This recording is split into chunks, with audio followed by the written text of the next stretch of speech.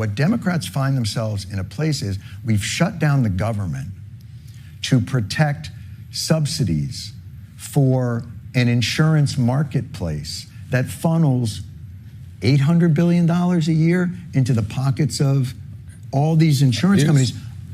Have Democrats box themselves into a corner fighting for a system that ultimately, to get the thing that you want, that I think the American people want, they're going to have to abandon. Yes. All right, family. So I do have to just play the audio due to copyright purposes. I can't show the video on the screen, but there is a picture up on the screen, but I will be playing the audio and we're just having a conversation as always. But yo, I'm telling you right now, this is one of the wildest things I have seen in a minute, because you got Jon Stewart, a dude who's been worshipped by the left for years, just completely come apart on camera, not against Trump, not against Republicans, but against his own people. And he's out here he's out here sparring with Bernie Sanders, I should say, not sparing, but sparring with Bernie Sanders, the face of progressive politics, right? Like, this is some street corner debate and not national policy talk. And what's so crazy is that the Republicans didn't have to say a single word. They're just chilling, feet kicked up, watching the left rip itself apart from the inside. Stewart is yelling, Bernie Sanders is fumbling, and the whole situation looks like a scene from a political horror movie. And you know what this shows you? This isn't about right versus left anymore. This is about exposure. And the mask is off. All that we fight for the people nonsense is being exposed for what it really is, a performance. And now the cracks are showing. The foundation they built their entire narrative on is starting to crumble, and they don't even have a game plan to fix it.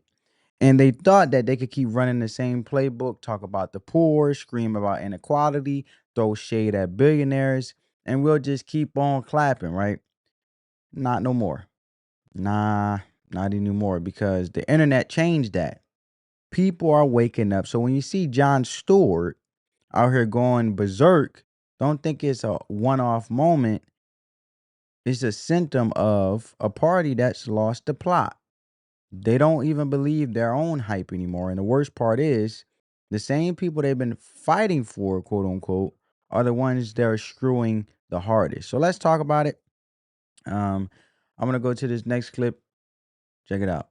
But again, this gets to the Democratic solutions have never been to directly provide. It's always been a subsidy to a middleman. But what happens is, when the government promises endless funds to insurance companies or private universities without any cost controls, and Trump seems to understand this, prices rise far beyond the rate of inflation. And we've seen it in tuition, and we've seen it in pharmaceutical, and we've seen it in healthcare. So my question is, will Democrats recognize the poison pill that they've often placed into well-intentioned policy? Right. What they end up doing is coming up with very complicated proposals. You make $48,964. Yes! You will get this thing. You make $1 more, you finish, and blah, blah, blah, blah. Look, we have got to make it simple. In the wealthiest country in the history of the world, should healthcare be a human right? Yes, it should be.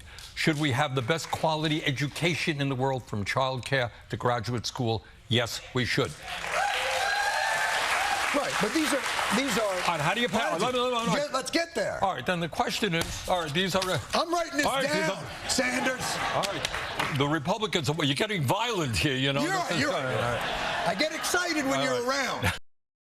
So let's really break this down, bro, because every single time Democrats roll out a solution, it's never actually a solution. It's always this overly complicated, bureaucratic, red tape loaded maze that ends up making things worse. And they'll say something like, we're here to help people get health care. But what they really mean is, we're going to create 50 new rules, hand out some subsidies, and make you apply to 5 different websites to maybe qualify. And if your income lands in the exact right spot, like, come on, fam, it's already some mess. Like, if you just heard what he said, if you make $48,964, You qualify. But if you make $48,965, just $1 over, oh, sorry, you're on your own, buddy. Good luck out there. And that's how they operate. And here's the thing that ain't accidental. That's the design, because when you keep the system confusing, the average person won't question it. They'll just be thankful they got something, even if that something is barely working. And meanwhile, while you're out here trying to figure out if you qualify for help, insurance companies are making billions off of the back end. You see the game, right? It's a shell game. The government pretends to help you, but really they're just cutting massive checks to corporations and selling it to you as progress. And if you call it out, they label you selfish or um, uninformed. But the really is the common sense of it is, I know math, and I know a scam when I see one. And this is a scam. It's polished, it's packaged, and it got a nice little um, bow on it labeled affordable care. But under the surface, it's a corporate welfare dressed up as as public good. It's corporate welfare dressed up as public good. And that's why people are frustrated. Not because they are anti-help, but because they are tired of being lied to about who is really getting helped. So now I want to move on to the next clip, family, in regard to the matter about talking about, bleeding trillions and feeding the elite while workers struggle. You know, if you think about, because your message has always been consistent, and you've spoken this way since you first came on the scene for a very long time, and you've always been clear about it.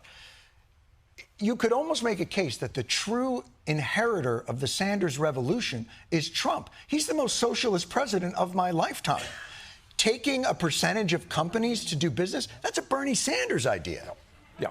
Doing a Trump RX where the government is involved in selling pharmaceuticals, that's a Bernie Sanders But it's idea. not only some of his policies, some of his other policies. Let's not forget, is throwing 15 million people off the health care they have and doubling health care premiums. He's not perfect. And giving I didn't say he was perfect. And giving $1 trillion in tax breaks to the 1%. Is it frustrating that the thing that you fought for your whole career, Democrats are the ones who run away from scared, and he's embraced some of it. Yeah, that's true. All right, so what? Let's talk straight numbers, since nobody in DC wants to. The US government brings in around $5 trillion a year. And somehow we're spending $7 trillion. $7 trillion like it's monopoly money. Like that gap don't matter. Like there's no consequence for burning money we don't have. And you got to ask yourself, where's that extra $2 trillion going? And it ain't going to your neighborhood. It's going to fix your school. It ain't going to fix your school or your roads. You know where it's going? Straight to the same corporations these politicians swear they're fighting against. Insurance companies, big pharma, universities, all these so-called victims of the system are the ones eating the biggest slices of the pie. And they are the ones catching $800 billion in subsidies just for existing. And you are out here working 2 jobs just to afford groceries and gas, while Pfizer is breaking records every quarter.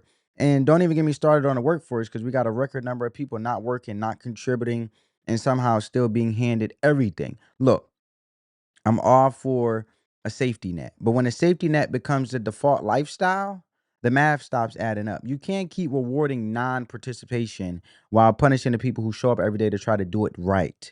And yet the folks in power, people like Bernie and Biden, keep pushing policies that sound like compassion but function like a Ponzi scam, because it is a Ponzi scam. It's redistribution. Yeah, but not from the rich to the poor. It's from the working class to the politically connected.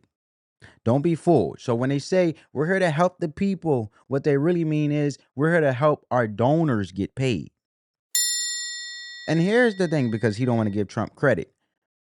Here's the part nobody wants to say out loud. I'm just going to say it. Trump did more with some of these so-called progressive ideas that you heard him just say in the clip that I just played than the progressives ever did. Let that marinate.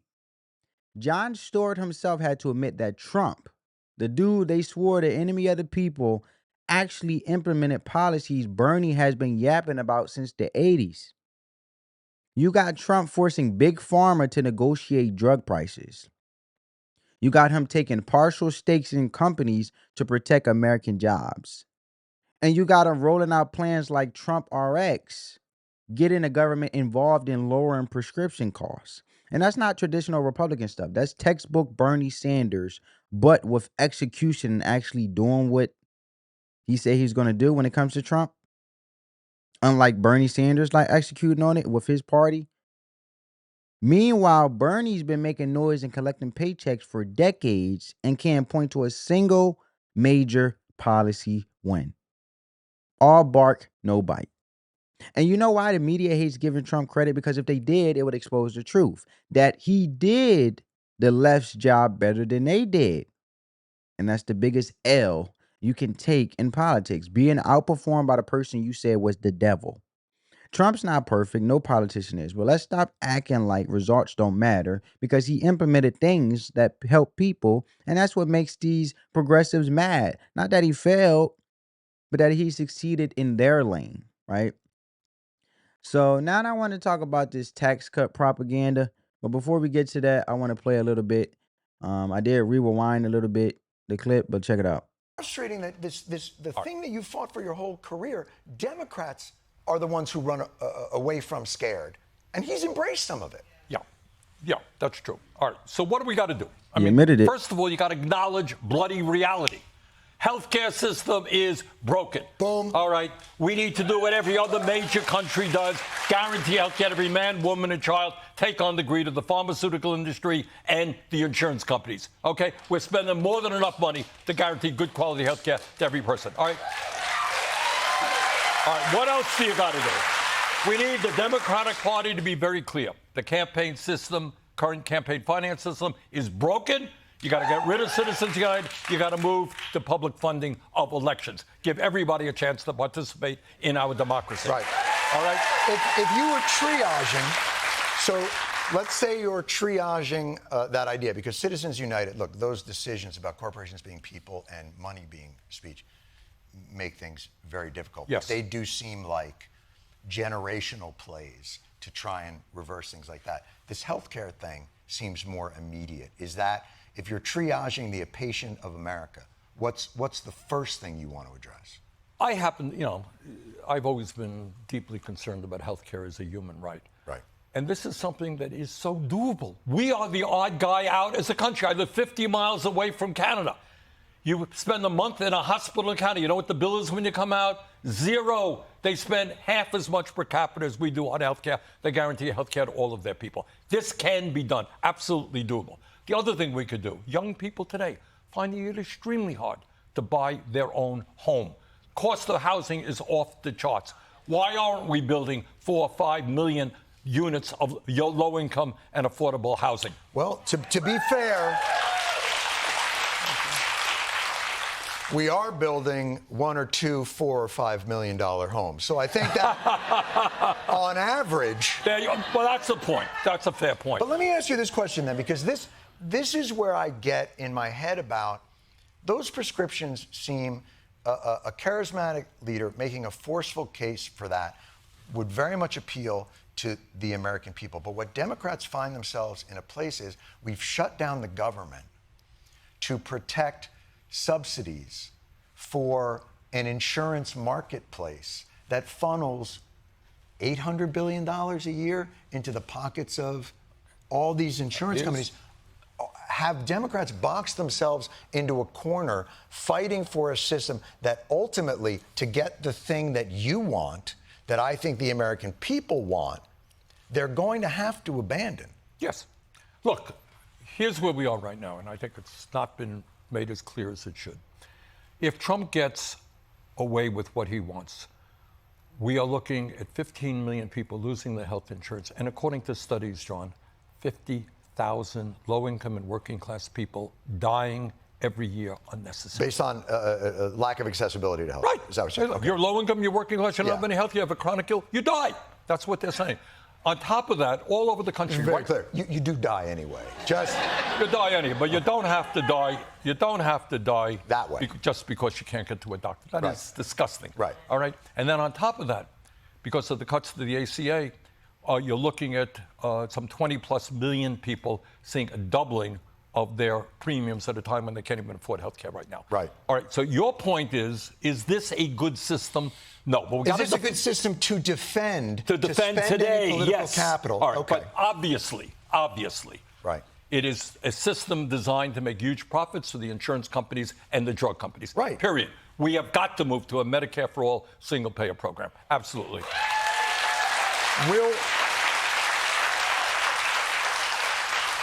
Is that something in your caucus that when that's raised, what are the objections that come back at you? Now, I'm assuming that within even your caucus. I want to crush another myth here, and I'm going to close here, right? You keep hearing that Trump's tax cuts only help the rich. Bro, go actually read the tax chart. Go talk to any small business owner who ain't on the left's payroll. They'll tell you straight up they won. The middle class won. Families saw real money come back in their checks. And if you had a side hustle, a startup, or you ran your own thing, the tax plan gave you breathing room. It gave you the green light to build. That's why people were thriving. That's why new businesses were popping up left and right. And if it was up to Bernie or Biden, all of that would be reversed. They were lined up to drop the biggest tax increase in U.S. history. And you would have been paying more for everything while getting less. And then they would have smiled in your face and told you it was for equity or fairness. Man, cut it out. Raising taxes while people could barely keep their lights on, that ain't progressive. That's predatory. The truth is that tax policy encouraged people to get out the system and build for themselves. And that's the last thing these politicians want. Because the moment you become self-sufficient, you stop needing them. And when you stop needing them, they lose power. And they can't have that, so they lie.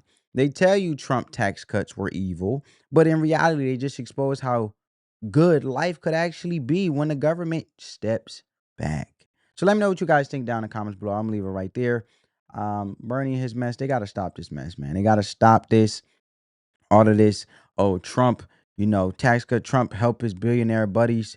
When at the end of the day, all Trump is doing is innovating government. He's actually redistributing the money to make sure it's allocated in the right way, where taxpayer dollars are not being wasted. But see, things don't happen overnight, and you won't see the benefits of Trump economy right away. Before COVID and Trump's time, when he was first in his first term of president, everything was booming, businesses was booming, everything was jumping. The reality is, family, is they want to continue to fund handouts. Trump wants to put more money in your pocket, preventing less government involvement, but actually letting you pave the way for success on your own by creating more jobs and reinvesting back into America, so the average everyday American can actually get paid more money in their checks, not get taxed to death, and they'll be able to reinvest themselves, also create their businesses. But when you look at it from the flip side, when you look at Bernie Sanders talking about healthcare, the thing is, we have great healthcare. We have the best healthcare in the country. Canada, he keeps saying they have a $0 amount when they walk out the hospital, but they have low quality health care because everything is free, but that doesn't mean that the distribution of the money is right. See, my thing is, when you give handouts, right? When you continue to give money to these healthcare places where they feel like they are receiving funds for the government, and as soon as they don't receive the amount that they want to, or the government short-sides them, then the quality of healthcare diminishes. Right?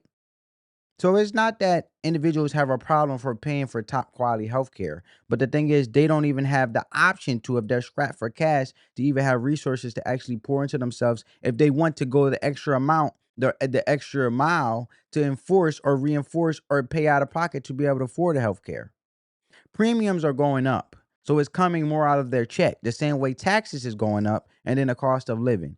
But if you lower that, by stop spending bloated amount of money and bloated amount of government that's being spent everywhere to help the self-enrichment of these politicians, then actually the cost of living will go down and people will be able to stretch their money more and able to be consumers and spending what they want, do what they want, go on vacation, spend time with themselves.